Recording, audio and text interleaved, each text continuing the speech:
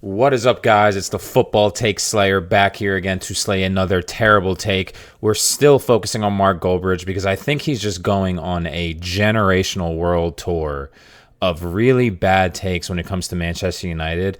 And I think a lot of it just comes down to not fully understanding Ruben Amorim's system and also just still being deluded and not understanding that Manchester United are in a rebuilding phase, and right now is not the time to be signing really, really pretty strikers. It's the time to be upgrading your overall squad so there aren't as big of holes, so you can consistently win against the lower table teams, and you can consistently get into the top 8 once again.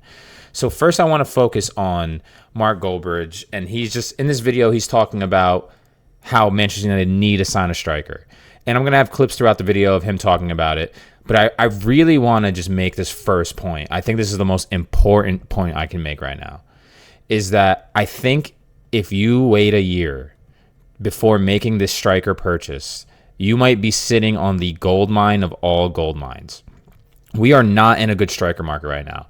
So much so that Moise Kean is a number one option for a team like Manchester United, and a fee for him is around like 60 million I'm seeing in reports.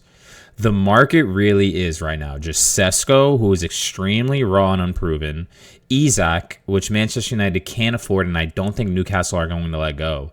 And then there's the two Prem proven strikers, Watkins and Mateta, who I don't think is a bad shout, but I don't think you need that right now. You don't need another gap year striker to just fill in a gap for a year or two, and then you're back on the market looking for another one. And then the rest is rubbish. The rest is completely rubbish. It might be a really, really great business decision and squad building decision to sign your two elite attacking mids, which is Cunha and Mbeumo that have already been being discussed, and then rely on their goal-scoring output and Bruno Fernandes from midfield and see what the striker market has for you next year, because it can't be worse than this summer. I think also giving a year to see if Joshua Zirkzee can at least do a job, or maybe if Rasmus Højlund can find a little form, even if you don't believe in Højlund for the long term, which I don't think any of us do. I think if he has a decent Prem season and you can recoup at least a little bit of his value and then sell him instead of selling him for 20 or 30. If he has a good Prem season and scores 12 goals, maybe you could sell him for 50, like Darwin Núñez might go for Liverpool for 50 or 60 mil. You could do that and you could recoup some of your costs. And I think right now waiting a year on a striker could really be such an elite decision. But now I want to start getting into the clips. The first clip is just Mark Goldbridge talking about Manchester United and their need of a striker. So just listen in real quick. We have to buy a striker. I just don't think the way that Man United have handled the striker situation, I don't think that they can deal with not buying a striker. Okay, so from that clip, you could see Mark Goldbridge says that Manchester United need a striker this transfer window, or they're going into the season and they are going to struggle. And I actually highly disagree with this point of view. I'm not saying that Joshua Zirkzee and Rasmus Højlund are great options that you want on your team, but I don't think the options that Manchester United are in, I don't think the position that Manchester United are in, that a striker should be their number one priority. And we are already seeing Manchester United fill their number one priorities. And that's specific to Ruben Amorim's system. And that is the wingbacks and the two attacking midfield positions. If those positions are not of the quality and build that is necessary, the entire system falls apart. I'd almost say that the striker position is maybe the lowest in terms of significance for Amorim's system. And I know when you hear that, most fans get angry and they get delirious and instantly think, how can a striker be the least important? They score the goals, blah, blah, blah. Take a look at Liverpool. They just won an entire Premier League without a world-class striker. No striker on their team, Jota or Darwin Núñez, scored double-digit goals in the league for them. Yet they were fine because they had great defensive setup. They had no holes across their squad, and they had elite attacking inside forwards, Luis Diaz and Salah, which basically Manchester United are trying to replicate with a Darwin Núñez and a Bryan Mbeumo. You signed Cunha. Hopefully you sign Brian Mbeumo, who's a brilliant goal scorer. And now you have two of the best progressive carriers, great in 1v1 situations, while also being lethal scorers. And luckily for Amorim, Ama Diallo is turning out to be a pretty great wingback. And then they obviously filled the other necessity in Amorim's system, which is they signed Dorgu, who for the wingback profile is exactly what Amorim wants, which is just really just super athletic. You'll see that this year with Genda, who was purchased by Chelsea, if he gets any first team minutes. They are these insane athletes, and their first thought process is to take on a defender, and if they lose the ball, well, they are athletic and physically fit enough to get back in their defensive shape. That is what is necessary. Because, again, the striker position is not ultimately the most important in this system. You are looking in this system for your wingbacks and your two attacking midfielders to be take-on demons and existential goal threats, and you're hoping that basically they create all the actions and they are then eventually laying it onto a plate for your striker just to finish. Your striker doesn't need anything else but the ability to be in the correct place and to finish. They don't need any progressive carrying. They don't need any one-on-one abilities. That is all through the wingbacks and all through the attacking midfield. So again, you've seen that at least a bit with Dorgu, but again, I don't think the system has been amazingly put in place yet because they do not have the correct supporting cast yet. But you just see how athletic he is, and you see how willing he is to just take on a defender. So now imagine this. You have Brian Mbeumo, who just scored 20 league goals this campaign, or Cunha, who scored 15 running at you in space. And if they cut in on their preferred foot and you overcompensate, they now have a super athletic Ahmad making an overlapping run in space and with the ability to finish. The striker isn't even discussed in this scenario because in many of the scenarios from Mourinho, they don't have to be. I view the striker predicament as something you almost worry about after finishing in a better position this campaign and seeing if Amorim is the right manager for you. Because the last thing you want as a Manchester United fan is to shell out a huge lump sum of cash for another striker that your manager at the time thinks is elite, or at least just thinks maybe this will save my job if this guy can come in and score 10 goals, even though I don't believe he fits my system, but I just need someone to score 10 and at least I'll finish in the top 8 and I won't lose my job. That's not what Manchester United fans want.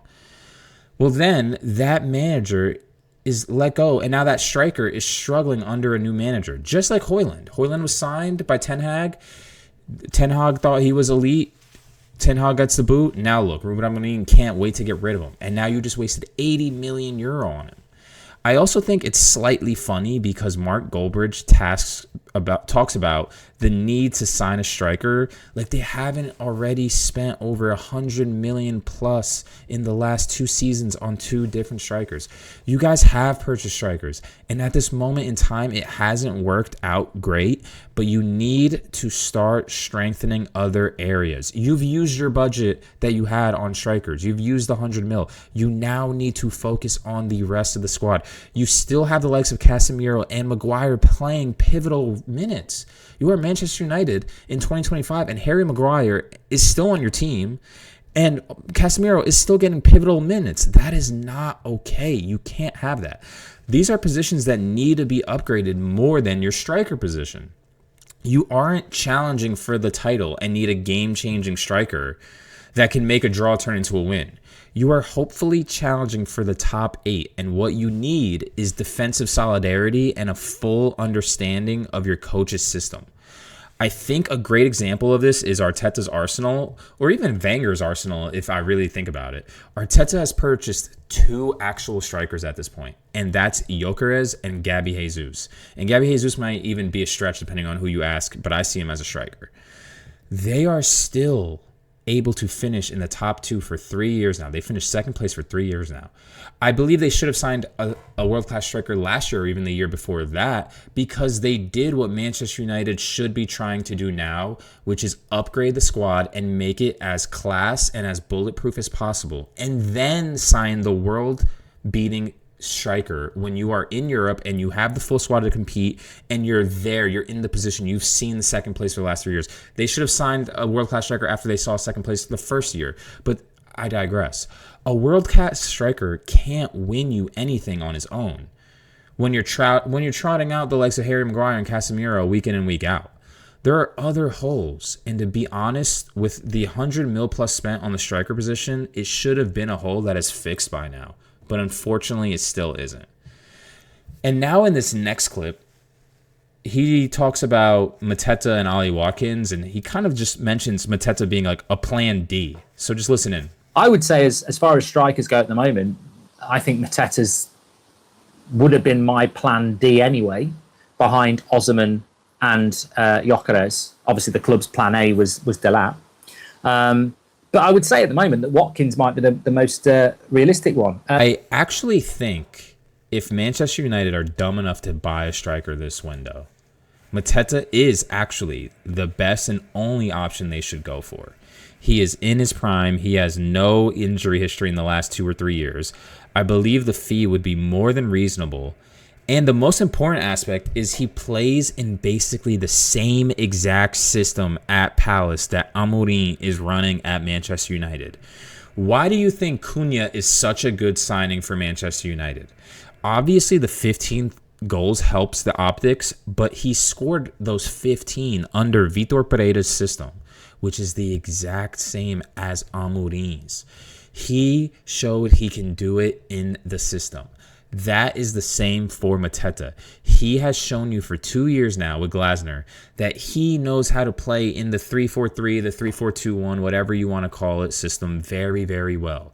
He knows how to position himself. He knows the correct movements and can hold the ball up well. Although I understand the shouts for someone like Ollie Watkins, my worry is can he do it not in the Prem, is can he do it in that system? Playing in a 3-4-2-1 is much different than a 4-2-3-1, and not every striker can easily transition into that type of system change. And in Mark Goldbridge's video, he also mentions how he's just looking for a striker that could score 10 goals. Okay, that if you're looking for a striker that can score 10 goals, that's all you need. You obviously aren't looking for world class, and you aren't looking for someone that you're hoping to keep for the next 5 years, because you're looking for someone that will score just 10 goals. Well, I've talked about it in previous videos. Then why not actually sign the striker to fill in the gap for a year or two on a complete free Dominic Calvert-Lewin, who knows how to be in the correct position at the correct times, has an insane leaping ability, and can guarantee you 10 goals if he's able to stay physically fit. And then if he's not, you could just play Joshua Zirkzee that you spent whatever amount on. So again, if you're literally just going to say, we just need a 10-goal striker, why not take the risk-free Dominic Calvert-Lewin? Thank you, guys.